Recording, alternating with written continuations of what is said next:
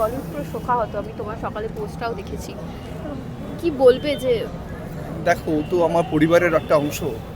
কি বলবো, আজ তোমরা আমাকে চেপে ধরেছো, তাই আমাকে একটু বলতে বাধ্য হচ্ছি আর কি। আহ, আজকে দাঁড়িয়ে আছি সন্ধ্যেবেলা কেওড়াতলা শ্মশানে, সকাল থেকে চিত্তরঞ্জন হসপিটাল, ক্যান্সার হসপিটাল রাজারহাটে ছিলাম। তবে বলবো যে অনেক ভাগ্য করলে সন্তান পায়। ভাগ্য করলে একটা যমজ সন্তান, ওদের ঐশী আদর্শ কত সুন্দর করে স্থাবনী মানুষ করেছে। কর্মজীবন তো তোমরা সবাই জানো। উনি এত সিরিয়াল করেছে, ছবি করেছে, কিন্তু এত দুজন সন্তানকে মানুষ করেছে, এটা খুব কম আছে। আমি একজন পিতা, আমি একজন মেয়ের বাবা। আমি বুঝতে পারি একটা মা চলে গেলে পরে কী হয়, তারা কীভাবে এগিয়ে চলে, তাদের উপর বড় দায়িত্ব।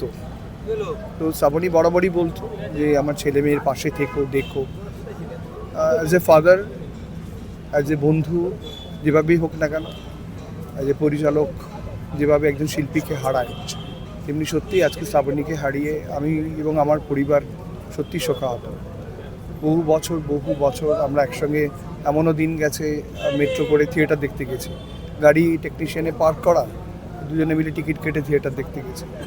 তো এত প্যাশনেট ছিল থিয়েটার নিয়ে, এত প্যাশনেট ছিল সিরিয়াল নিয়ে।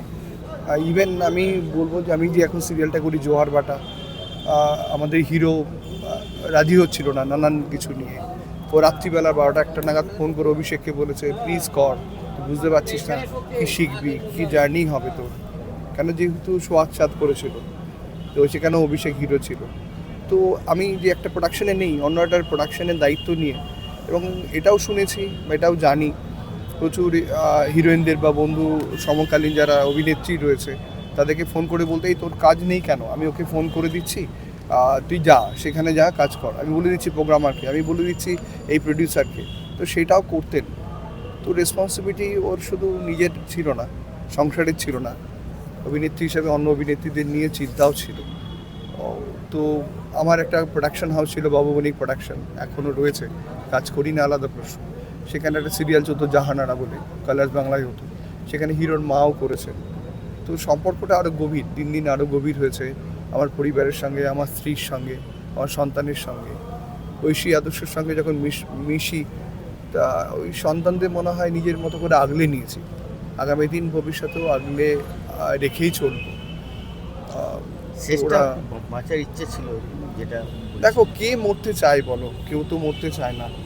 তো দীর্ঘদিন ধরে কারো রোগ, ক্যান্সার হচ্ছে মারণ রোগ না, যাকে ধরে খুব কম মানুষ আছে বেঁচে যান। তো তাদের মধ্যে শ্রাবণী একজন। ধীরে ধীরে ধীরে ধীরে লাস্ট 5 মাসে ওকে চোখের সামনে যেভাবে চলে গেলেন, সেটা আমি মানে খুবই কষ্টের, মানে আজকে জানি। তবে হ্যাঁ, এইরকম সন্তান যেন প্রত্যেক পরিবারেই থাকে, যেন মানে যে বলো, মা আমি আছি, দেখো মা, তাকাও আমার দিকে।